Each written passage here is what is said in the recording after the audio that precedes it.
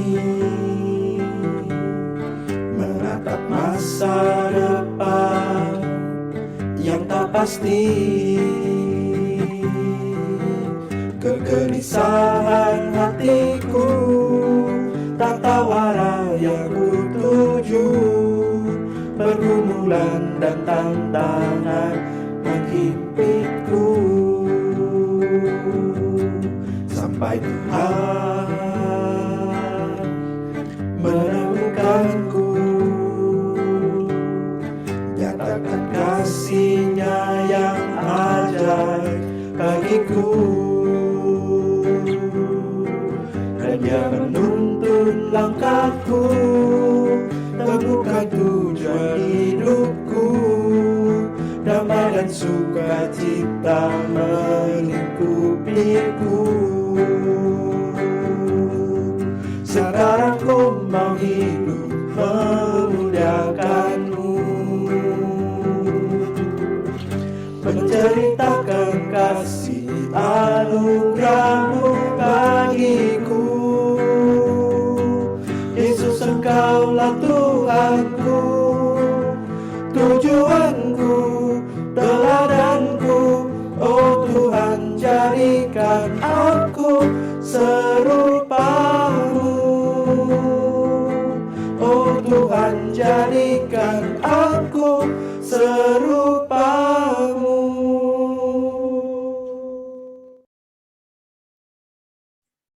Cik, masih mute, Cik. Masih mute.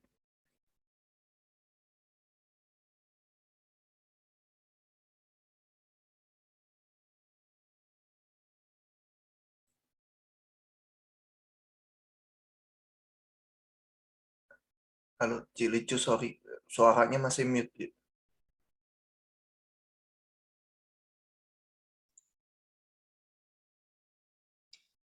Oh, minta maaf. Mari kita tundukkan kepala. Bapa yang dalam surga, kami mengucap syukur, kami berterima kasih untuk berdoa pagi, dan saat ini kami memohon Tuhan menerangi hati dan pikiran kami, membangunkan rohani kami, untuk kami semakin memahami kehendak Tuhan, dan bertumbuh di dalam Tuhan, dan diubahkan di dalam kebenaran. Tolong Tuhan, hanya dengan karya Roh Kudus kami dapat semakin serupa dengan Tuhan. Dalam nama Tuhan Yesus kami berdoa. Amin. Saudara,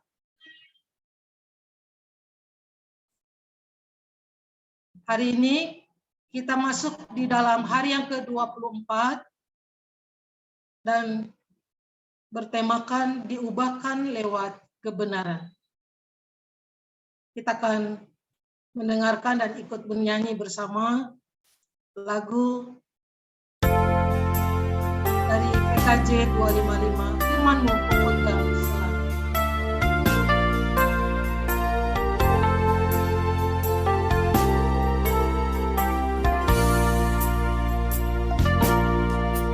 Firman-Mu ku pegang selalu, saat duka, saat senang, jalan hidup yang akan datang, tangan Tuhan yang memegang. Pencobaan menghimpit aku dan menjadi keluhanku, Firman-Mu ku pegang selalu, sayap-Mu tempat berteduh. Firman-Mu Tuhan ku pegang selalu, hilanglah keraguanku. Bila hatiku rasa susah, padamu aku berserah. Firman-Mu ku pegang selalu, maka amanlah jiwaku. Firman Tuhan dapat menjadikan engkau apa yang Dia inginkan dan memberimu segala yang engkau inginkan. Para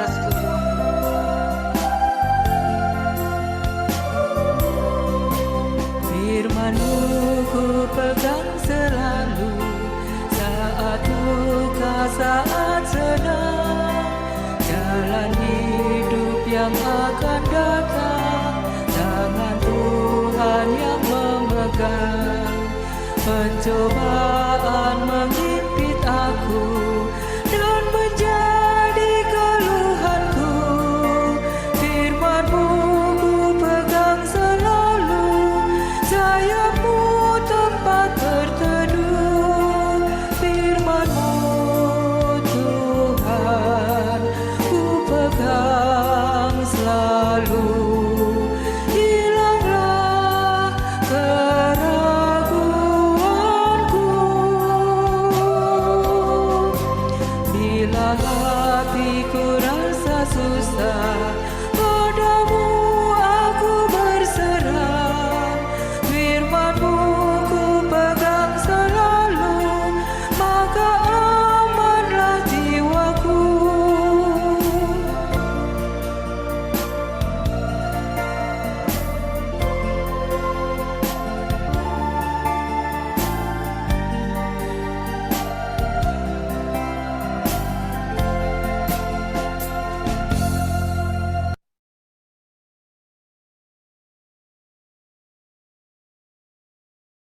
Mari kita tundukkan kepala, kita berdoa. Bapa dalam surga, sekali lagi kami memohon pertolongan Tuhan di dalam kami mendengar firman-Mu dan juga belajar dari buku yang kami pelajari hari ini yang masuk ke hari yang ke-24 dari buku Rick Warren. Biarlah Engkau berkati dan kami boleh menjadi pelaku-pelaku firman Tuhan, dan Roh yang Kudus senantiasa terus memampukan kami menjadi serupa dengan Tuhan, menjadi anak Tuhan yang melakukan apa yang Tuhan mau di dalam hidup kami. Dalam nama Tuhan Yesus kami berdoa. Amin. Sekali lagi saya membacakan Kisah Para Rasul pasal 20 ayat 32 dari terjemahan. Firman Tuhan dapat menjadikan engkau apa yang Dia inginkan dan memberikan segala yang engkau butuhkan. Saudara, pagi hari ini kita belajar tentang diubah oleh kebenaran. Kebenaran artinya firman Tuhan yang mengubahkan hidup kita. Suatu pertumbuhan rohani kita adalah suatu proses di mana menggantikan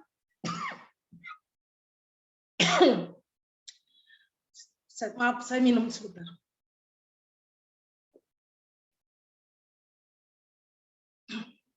Pertumbuhan rohani adalah proses menggantikan kebohongan atau keangkuhan kita dengan kebenaran.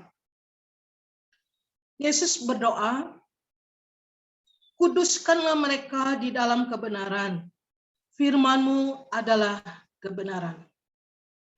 Pengudusan membutuhkan pewahyuan. Roh Tuhan atau Roh Allah memakai firman Tuhan untuk menjadikan kita seperti anaknya. Untuk kita menjadi serupa dengan Yesus, kita harus memenuhi kehidupan kita dengan firman-Nya. Di dalam 2 Timotius pasal 3 ayat 17, melalui firman kita dipulihkan dan dibentuk untuk melakukan tugas-tugas yang ditetapkan Tuhan bagi kita. Saudara, di dalam terjemahan bahasa Indonesia yang sehari-hari yang kita punya adalah dengan melalui firman Tuhan kita dipulihkan untuk melakukan hal-hal yang baik, pekerjaan yang baik, yang ditentukan, yang ditetapkan Tuhan bagi kita. Firman Tuhan tidak seperti kata-kata lain. Firman Tuhan bukan buku biasa. Firman Tuhan itu adalah hidup. Yesus berkata, perkataan yang kukatakan kepadamu adalah roh dan hidup. Ketika Tuhan berbicara, maka terjadi suatu perubahan. Segala sesuatu yang di sekitar kita, Semua ciptaan ada karena Tuhan berfirman. Kita kembali diingatkan di dalam penciptaan, Tuhan menciptakan melalui berfirman, berkata, jadilah, maka jadi. Tuhan mengucapkan segalanya sehingga ada. Tanpa firman Tuhan, kita tidak akan hidup.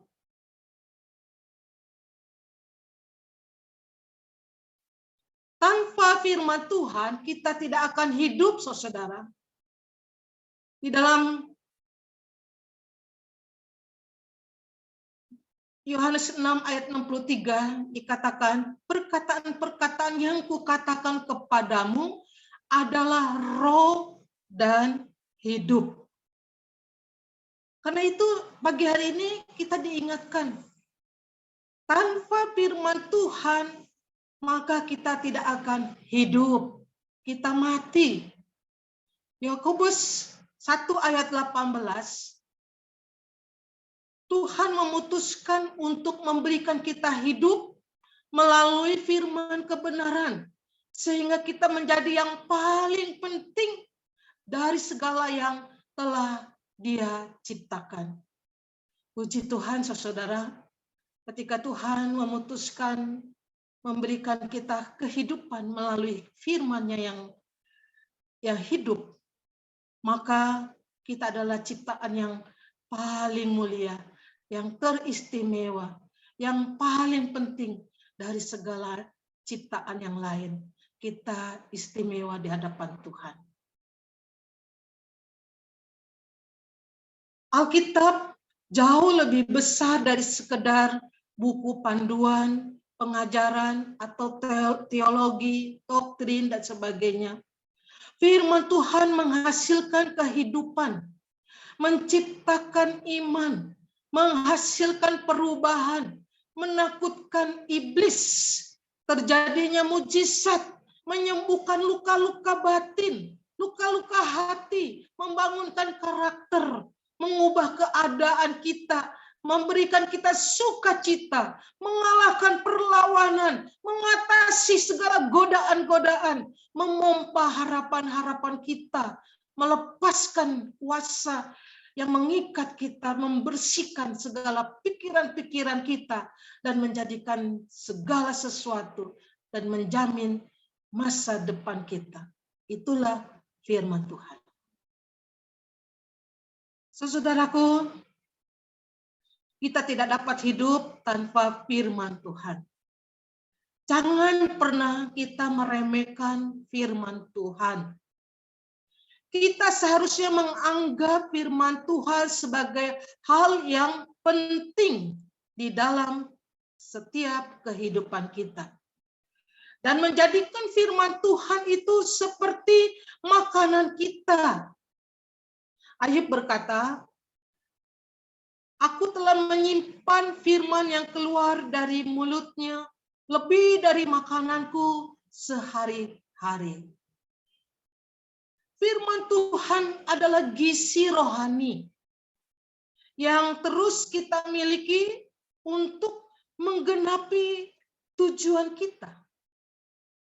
Alkitab menyebutkan gizi rohani itu seperti susu, roti, makanan padat, dan madu. Dan 4 hal ini adalah menu roh untuk pertumbuhan dan kekuatan rohani kita.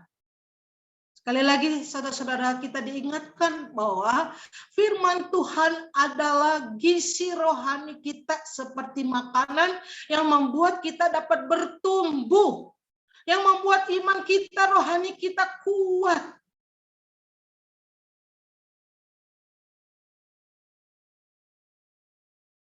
Karena itu, pagi hari ini ketika kita belajar diubah oleh kebenaran, yang pertama yang harus kita perlu ketahui, untuk kita diubah oleh kebenaran, kita tinggal di dalam firman Tuhan. Kita tinggal di dalam firman Tuhan. Ada jauh lebih banyak Alkitab yang dicetak pada masa kini. Kita bisa menemukan dan bisa memilikinya meskipun dengan harga yang mahal saat ini. Namun jikalau Alkitab itu hanya kita letakkan di atas rak, di atas meja, atau di tempat tidur kita, atau sebagai ganjalan kepala kita, maka itu tidak ada tidak ada gunanya, saudara. Jutaan orang percaya dikatakan di dalam buku Rick Warren terserang dengan penyakit masalah pencernaan, masalah kekurangan makan. Hampir manusia mati kelaparan karena kekurangan gizi rohani. Nah, untuk menjadi murid Yesus yang sehat, kita dapat menikmati firman Tuhan dan menjadikan firman Tuhan itu prioritas. Kita mengutamakan firman Tuhan di dalam hidup kita. Yesus menyebutkan tinggal. Ia berkata, jikalau kamu tetap dalam firman-Ku, kamu benar-benar adalah murid-Ku.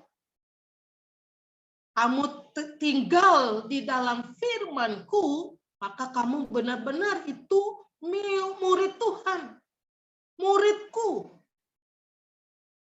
Di dalam kehidupan sehari-hari, tinggal di dalam firman Tuhan itu mencakup 3 kegiatan, saudara. Yang pertama adalah kita menerima otoritasnya. Kita harus menerima otoritas firman Tuhan. Alkitab harus menjadikan standar otoritas di dalam kehidupan saudara dan saya. Menjadikan Alkitab sebagai kompas kita yang menunjukkan arah hidup kita, yang memberikan nasihat kepada kita, yang membuat keputusan-keputusan bijaksana yang kita bisa sampaikan, yang kita nyatakan di dalam putusan itu, dan menjadi patokan yang kita pakai untuk mengevaluasi atau menilai segala sesuatu. Jadi saudara, Alkitab harus menjadi prioritas kehidupan saudara. Banyak masalah yang kita alami karena kita mendasarkan pilihan pada otoritas yang tidak dapat diandalkan. Misalnya di dalam kebudayaan, di dalam tradisi, atau nalar, atau emosi kita. Keempat hal tersebut bisa menodai kita manusia yang jatuh dalam dosa. Hal ini kita perlukan adalah standar sempurna yang kita bawa ke arah yang membawa kita ke arah yang salah. Oleh sebab itu hanya firman Tuhanlah yang dapat memenuhi kebutuhan kita. Salomo mengingatkan kita, semua firman Allah adalah murni. Dan Paulus juga menjelaskan segala tulisan yang dihilangkan oleh Allah memang bermanfaat untuk mengajarkan, untuk menyatakan kesalahan, untuk memperbaiki kelakuan, dan untuk mendidik orang di dalam kebenaran. Saudara, diceritakan kisah Billy Graham ketika di awal pelayanannya. Dia juga mengalami keraguan di dalam meragukan otoritas Alkitab. meragukan apakah Alkitab sungguh-sungguh adalah firman Tuhan. Sehingga pada suatu malam di bulan purnama, ia jatuh dan berlutut sambil menangis, lalu dia berkata kepada Tuhan, Tuhan, walaupun banyak hal yang membingungkan dan yang membuat saya tidak mengerti ketika saya membaca Alkitab, sejak saat saya mempercayai Alkitab sebagai firman Tuhan, sepenuhnya sebagai otoritas tunggal untuk kehidupan dan pelayanan saya. Maksudnya gini, saudara, ketika Billy Graham meragukan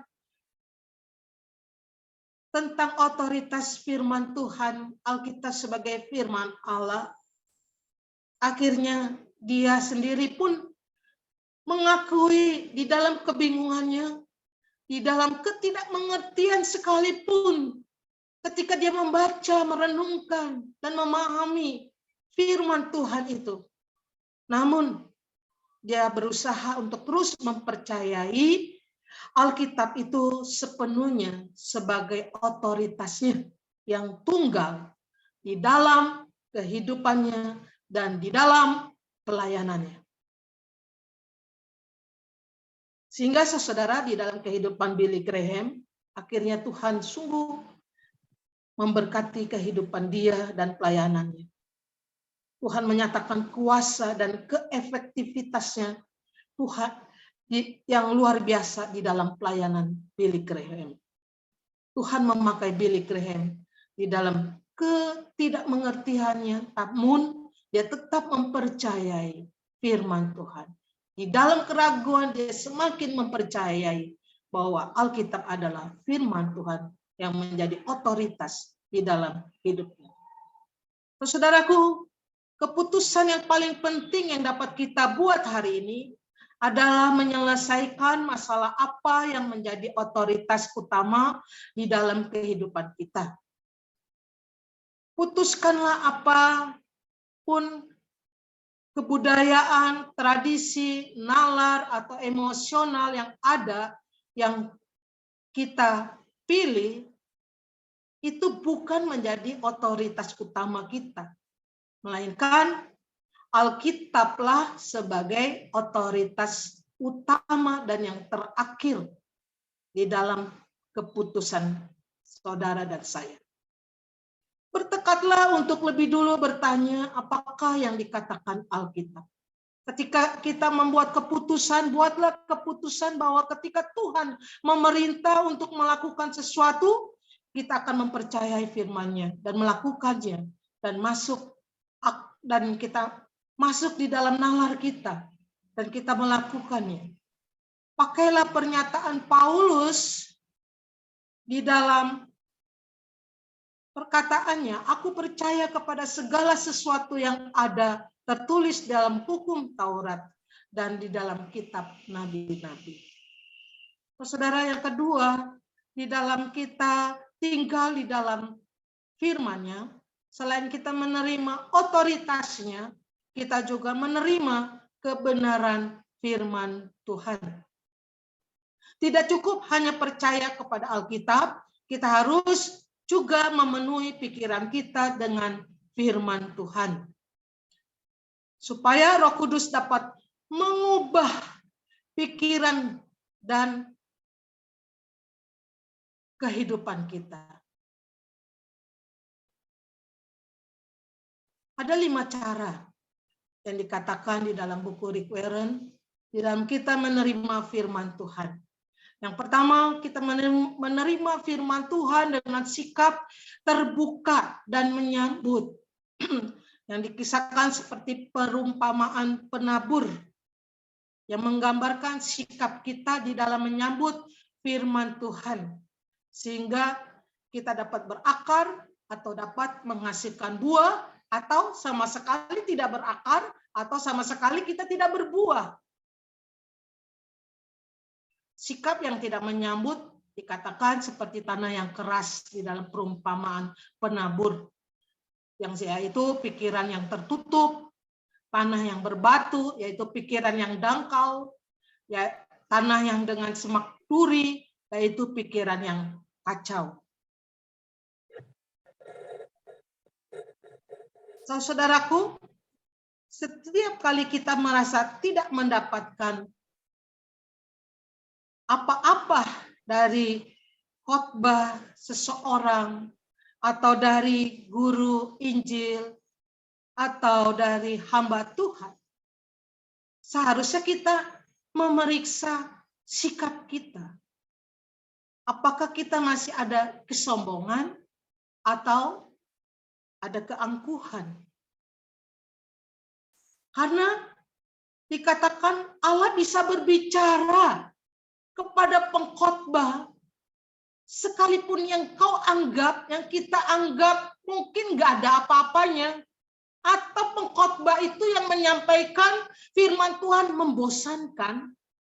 Namun saudara, waktu kita duduk dan kita memohon untuk Allah berbicara melalui pengkhotbah itu kepada hamba Tuhan itu, Allah bisa berbicara kepada kita. Karena itu kita menuntut diri untuk merendahkan hati dan terbuka. Saya waktu berpikir ini seringkali kita terjebak untuk ketika datang ke gereja melihat siapa pengkhotbahnya. Kalau yang pengkhotbahnya si A atau si penginjil atau si mahasiswa praktek dan sebagainya, kita seringkali atau kita lihat orang yang khotbahnya membosankan, yang membuat ngantuk, kita seringkali sudah menutup diri. Mari kita merendahkan hati dan terbuka untuk Allah berbicara melalui siapapun orang yang ada di atas mimbar itu. Yakobus menasihati, Yakobus 1 ayat 21, sebab itu buanglah segala sesuatu yang kotor dan kejahatan yang begitu banyak itu, dan terimalah dengan lemah lembut firman yang tertanam di dalam hatimu, yang berkuasa menyelamatkan jiwamu. Saudara yang selanjutnya, di dalam kita menerima kebenaran firman Tuhan, kita harus membaca Alkitab setiap hari. Karena membaca Alkitab setiap hari akan membuat kita tetap berada di dalam jangkauan suara Allah. Saudara, di dalam Perjanjian Lama Tuhan memerintahkan raja-raja Israel untuk selalu menyimpan salinan firman Tuhan di dekat mereka. Katakan, itulah yang harus ada di sampingnya, dan haruslah ia membacanya seumur hidupnya untuk belajar takut akan Tuhan Allahnya, dengan berpegang pada segala isi hukum dan ketetapan ini untuk dilakukan. Saudaraku, jangan hanya menyimpan Alkitab di dekat saudara, bacalah dengan teratur.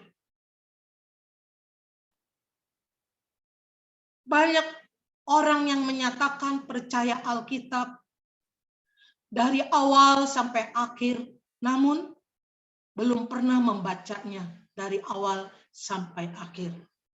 Itu realitas, saudara. Banyak orang Kristen, banyak orang yang mengaku percaya Yesus Kristus, tapi sesungguhnya belum pernah membaca Alkitab dari awal sampai akhir. Yang ketiga, kita harus meneliti atau mempelajari Alkitab, dan itu adalah cara untuk kita tinggal di dalam firman. Meneliti, mempelajari Alkitab, dan dituntun dengan metode yang sederhana untuk kita dapat bisa mengerti, memahami apa yang kita baca, yang kita renungkan. Metode dengan pertanyaan, siapa, Apa, kapan, dan di mana. Mengapa, dan bagaimana. Dan ini kata-kata, pertanyaan-pertanyaan itu dapat mempermudah kita untuk lebih memahami dan lebih mengerti ketika kita membaca Alkitab.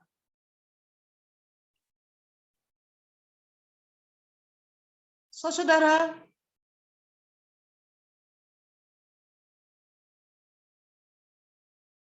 dikatakan Alkitab itu membantu kita.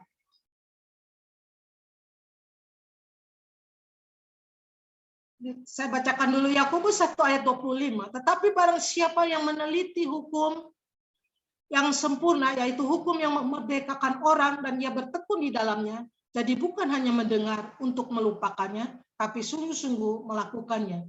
Ia akan berbahagia oleh perbuatannya. Firman Tuhan menegaskan kepada kita untuk kita terus meneliti firman Tuhan, membaca, meneliti, dan mempelajarinya.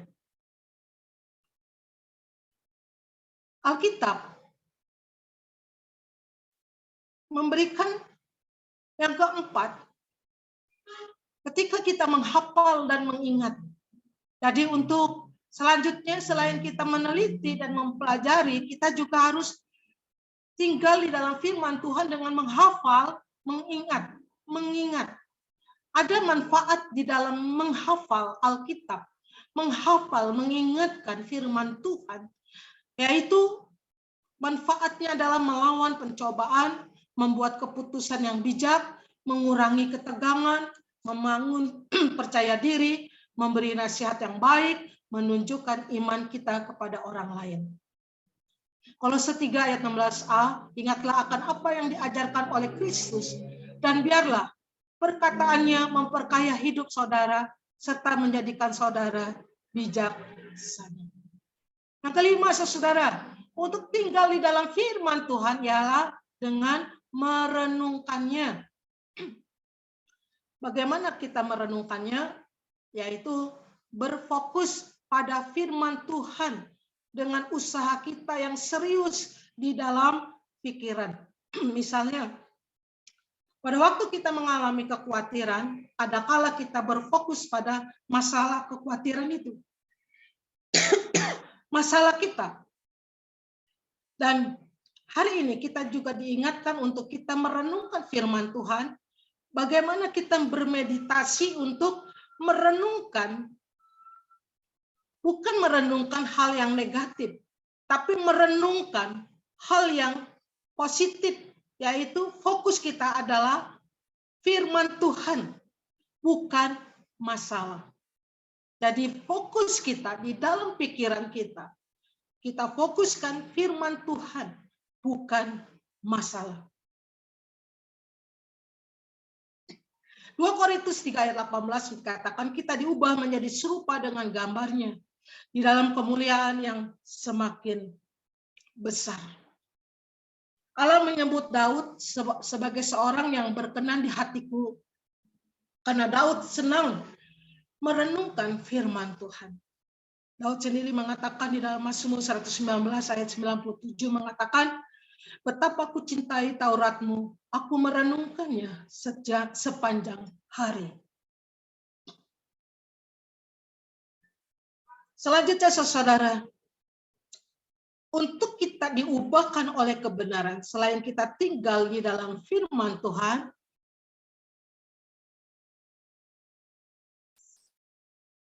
saya bacakan sekali lagi, merenungkan kebenaran Tuhan secara serius, itu adalah kunci dari doa yang dijawab dan rahasia dari kehidupan yang berhasil. Jadi kita nggak sia-sia saudara ketika kita merenungkan kebenaran Tuhan, itu memberikan dampak di dalam kehidupan kita. Menjadi kunci dari doa yang dijawab dan menjadikan rahasia kehidupan kita yang berhasil. Saudara, untuk selain kita diubahkan di dalam kebenaran, tinggal di dalam firman, kita juga harus menerapkan prinsip-prinsip firman Tuhan.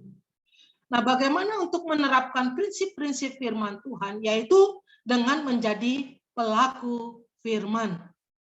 Menjadi pelaku firman.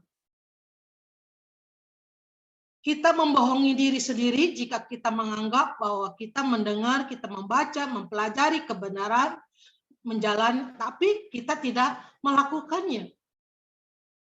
Yesus berkata,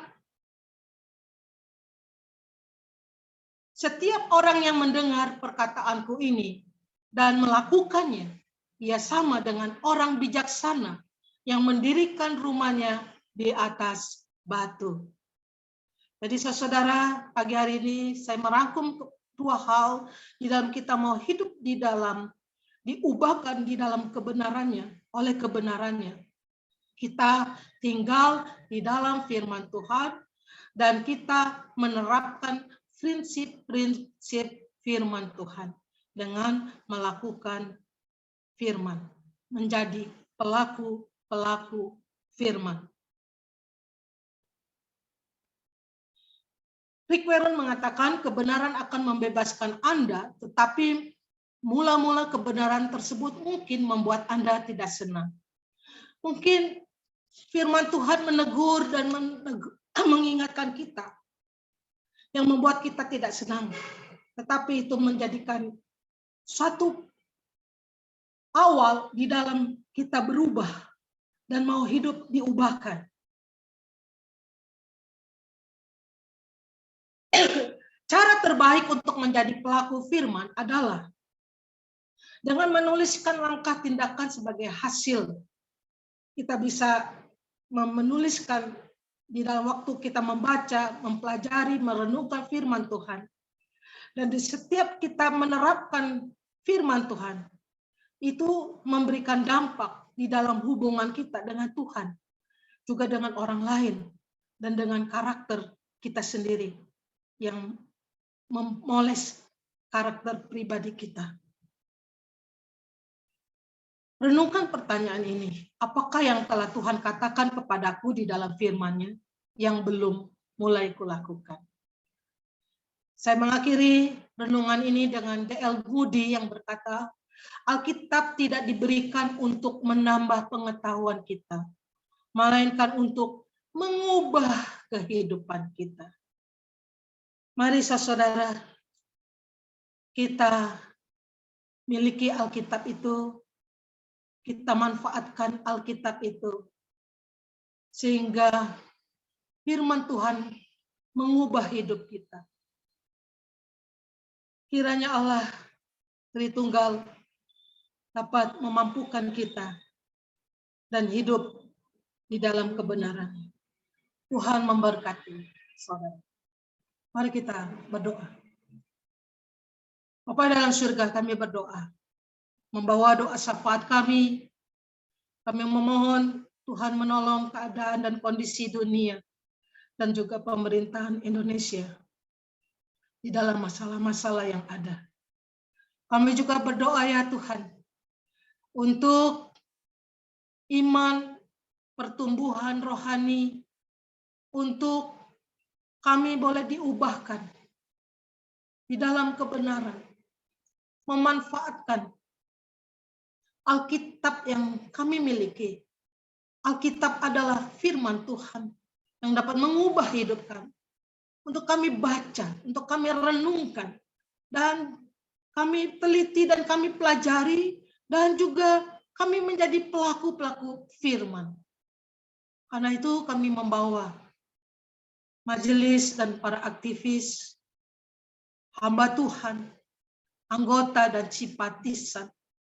Engkau berkarya, Engkau mengubah hidup kami, membentuk kami, sehingga kami memiliki semakin serupa dengan Tuhan, memiliki karakter ilahi yang kami pancarkan di dalam kehidupan kami, di dalam pelayanan kami. Tuhan tolong.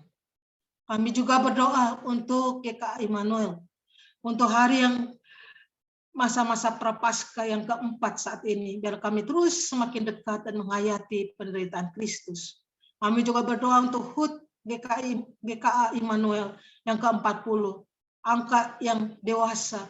Biarlah Engkau juga mendewasakan gereja ini, mendewasakan kerohanian kami. Kami bukan lagi anak, bukan lagi bayi yang hanya dilayani, yang hanya meminta, melainkan kami memberi dan kuat di dalam menghadapi godaan, cobaan, dan tidak terpengaruh di dalam dunia ini. Tuhan, tolong pimpinlah kami. Kami juga berdoa untuk jemaat yang mengalami keadaan kesulitan ekonomi, pekerjaan, dan keluarganya. Kesulitan di dalam usahanya, di dalam kesulitan ekonomi, keuangan. Tuhan turun tangan. Tuhan tolong berkati. Tuhan memberkati anak-anak Tuhan di dalam usahanya, pekerjaan, di dalam keluarganya, di dalam segala kesulitan-kesulitan. Kami juga berdoa bagi anak-anakmu yang hadir di doa pagi hari ini. Kiranya Engkau turun tangan dan memberkati mereka satu persatu di rumah mereka masing-masing. Kau berkati hidupnya, Kau memberkati keluarganya, Kau memberkati segala masa depannya. Dan Tuhan memberikan yang terbaik. Dan Tuhan menolong di dalam segala apa yang dilakukan. Tuhan berikan keberhasilan. Tuhan memberikan penyertaan di dalam kehidupan anak-anak-Mu ini. Kami juga berdoa ya Tuhan, untuk mereka yang sakit. Kami berdoa ya Tuhan, untuk Ibu Wang Sujing, untuk Ibu Lim Kensue dan adiknya, untuk Ibu Ko Yelan, untuk Ibu Tio Ichen, untuk Bapak Thomas yang saat ini masuk rumah sakit, untuk Bapak Sutrisno, untuk Bapak Edi Lianto. Kami juga berdoa secara khusus anakmu Pak Santoso yang saat ini juga dalam pengobatan matanya.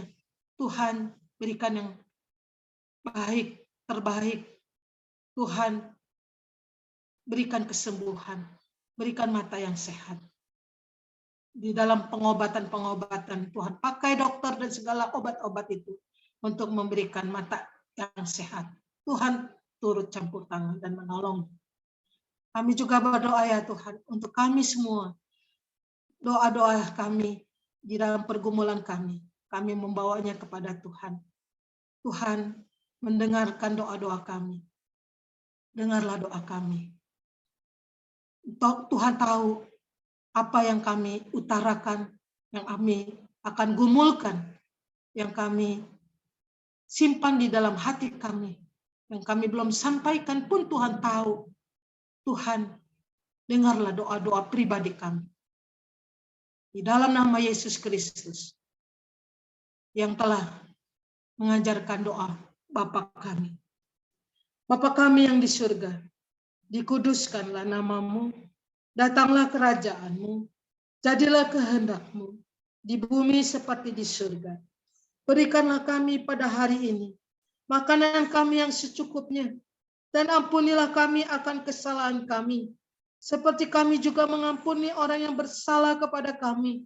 Dan janganlah membawa kami ke dalam pencobaan, tetapi lepaskanlah kami daripada yang jahat. Karena Engkaulah yang mempunyai kerajaan dan kuasa dan kemuliaan sampai selama-lamanya. Amin. Saat teduh, ibadah doa pagi selesai. Tuhan memberkati saudara.